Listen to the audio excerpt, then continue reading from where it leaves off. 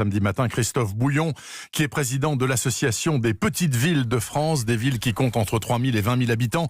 Monsieur Bouillon, bonjour. Bonjour. En tant que maire vous-même, vous avez la responsabilité donc de la marche des écoles de la toute petite enfance. Alors, aussi curieux que ça puisse paraître, ce sont les parents d'élèves qui auront le choix de renvoyer ou pas leurs tout petits enfants à l'école le 11 mai. Que dites-vous ce matin à l'antenne d'Europe 1 à tous ces parents qui nous écoutent? Vous leur dites oui, envoyez les mômes ou pas?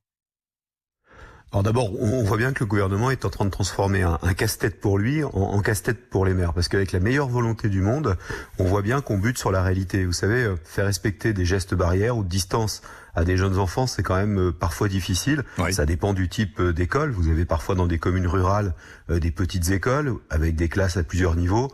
Et puis vous avez parfois dans des villes un peu plus importantes des classes très surchargées et des problèmes d'espace et de place. Sans oublier le problème de la cantine, du ramassage scolaire. Moi, ce que je dis aux parents, c'est d'être indulgents vis-à-vis des maires qui font le maximum pour essayer d'apporter des réponses de protection, bien évidemment, à la fois de leur personnel. Le personnel enseignant, ça c'est la responsabilité de l'État, oui. Et en même temps des jeunes enfants. La vérité, c'est que on est en train de transformer finalement l'éducation nationale en grande garderie nationale. Mais vous savez, pour être très concret, moi je connais beaucoup de maires aujourd'hui qui croisent les doigts pour que les parents n'amènent pas leurs enfants aux écoles parce qu'ils se disent que plus il y aura d'enfants, plus ça sera quand même assez compliqué. Et c'est vrai que du point de vue de l'éducation nationale, c'est-à-dire de l'enseignement qu'on doit apporter à tous les enfants, ça pose quand même un vrai problème. Mais il n'empêche, Christophe Bouillon, qu'il y aura certainement des parents qui vont amener les enfants, malgré votre souhait que ce ne soit pas le cas.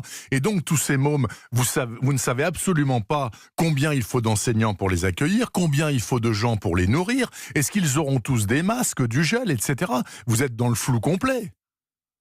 Alors non seulement on est dans le flou complet au moment où on se parle, on nous a dit que la semaine prochaine on sera fixé sur un cadre général, c'est ce qu'on avait demandé, oui. Et qu'on pourra l'adapter, mais moi j'insiste sur un point, vous savez, on est à 15 jours maintenant de la fameuse date du 11 mai, c'est-à-dire concrètement 10 jours ouvrables à peine.